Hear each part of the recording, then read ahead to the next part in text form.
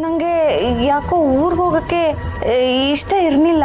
ನನಗೆ ಈ ಮನೆಗಾಗಲಿ ನಿಮ್ಗಳಿಗಾಗಲಿ ಸ್ಯಾನೆ ಹೊಂದ್ಕೊಂಡ್ಬಿಟ್ಟಿದ್ದೆ. ಅಷ್ಟೇ ಅಲ್ಲ ಅಕ್ಕ, ನಾನೇನಾದರೂ ಊರಿಗೆ ಹೋದ್ರೆ ಅಜ್ಜಯ್ಯ ನನಗೆ ಯಾವ್ದಾದ್ರು ಗಂಡನ ನೋಡಿ ಮದುವೆ ಮಾಡಿಬಿಡ್ತಾರೋ ಅನ್ನೋ ಭಯ ಇತ್ತು. ಆ ಭಯಕ್ಕೆ ಇಲ್ಲೇ ಉಳ್ಕೊಂಡ್ಬಿಟ್ಟೆ. ಅಮ್ಮವ್ರನ್ನ ಕೇಳಿದೆ, ಅವರು ಆಯಿತು ಇಲ್ಲೇ ಉಳ್ಕೊ ಅಂತಲೂ ಹೇಳಿದ್ರು. ಅದಕ್ಕೆ ಬಂದೆ ಅಕ್ಕ. ಓಹ್, ಇದಾ ವಿಷಯ. ಅಲ್ಲಮ್ಮ, ನೀನೇನು ಚಿಕ್ಕ ಹುಡುಗಿನ? ತಾತ ನಿನ್ ಮದುವೆ ನೋಡ್ಬೇಕು ಅಂತ ಆಸೆ ಪಡ್ತಿದ್ದಾರೆ, ಆಗೋತ್ತಾನೆ, ಯಾಕೆ ಬೇಡ ಅಂದೆ? ಅದು ನನಗೆ ಮದುವೆ. ಯಾಕೆ ನಿಂಗೆ ಮದುವೆ ಬೇಡವಾ? ಮದುವೆ ಆಗೋಕೆ ಇಷ್ಟ ಇಲ್ವಾ? ಹಂಗೇನಿಲ್ಲ ಅಕ್ಕ, ನನಗೆ ಮದುವೆ ಆಗೋಕ್ಕೆ ಇಷ್ಟನೇ. ಆದರೆ ನೀನು ಈ ಥರ ಆದರೆ ಹೋದರೆ ಅಂತ ಹೇಳ್ತಿದ್ರೆ ಗೊತ್ತಾಗ್ತಿದೆ. ಏನು ವಿಷಯ? ನಿನ್ನ ಮನಸ್ಸಲ್ಲಿ ಬೇರೆ ಯಾರಾದರೂ ಇದ್ದಾರಾ? ಅವ್ರನ್ನ ಬಿಟ್ಟು ಇನ್ಯಾರನ್ನೋ ಮದುವೆ ಮಾಡಿಬಿಡ್ತಾರೆ ಅಂತ ಭಯನಾ?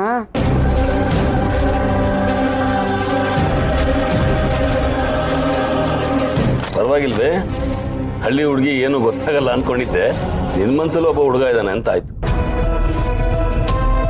ಏನ್ರಿ ನೀವು? ಹಳ್ಳಿ ಹುಡುಗಿ ಆಗಿದ್ ಮಾತ್ರಕ್ಕೆ ಮನ್ಸಲ್ಲಿ ಪ್ರೀತಿ ಹುಟ್ಟಬಾರ್ದಾ?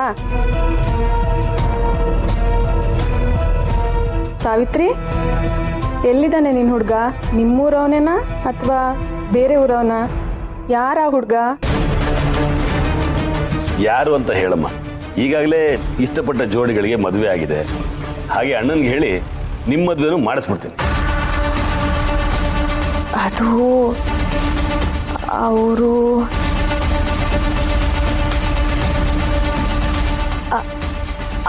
ಯಾರು ಅಂತ ಸಮಯ ಬಂದಾಗ ಹೇಳ್ತೀನಿ.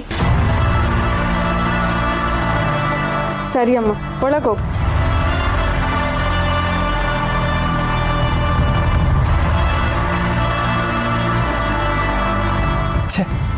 ಈ ಅನಿಷ್ಟ ಮತ್ತೆ ಬಂದಿದೆ. ಏನ್ ಮಾಡ್ಲಿ? ಇವಳು ಬಂದಿರೋದು ನನಗೋಸ್ಕರ. ಇವಳು ಏನಾದ್ರೂ ಮನೆಯವ್ರ ಹತ್ರ ನನ್ನ ಬಗ್ಗೆ ಹೇಳ್ಬಿಟ್ರೆ, ಇಲ್ಲ, ಇವಳನ್ನ ಸುಮ್ಮನೆ ಬಿಡಬಾರ್ದು. ರೀ, ಪಾಪ ರೀ, ಒಳ್ಳೆ ಹುಡುಗಿ, ಮುಗ್ದೆ. ಪ್ರೀತಿ ಹೆಸರಲ್ಲಿ ಅವಳಿಗೆ ಯಾರು ಮೋಸ ಮಾಡ್ದಿದ್ರೆ ಸಾಕು. ಅದಕ್ಕೆಲ್ಲ ನಾವು ಅವಕಾಶ ಮಾಡ್ಕೊಡ್ತೀವ? ಕೈ ಕಾಲು ಕಟ್ಟಿ ಎತ್ತಾಕೊಂಡ್ ಬಂದಾದ್ರೂ ಮದುವೆ ಮಾಡಿಸ್ತೀನಿ.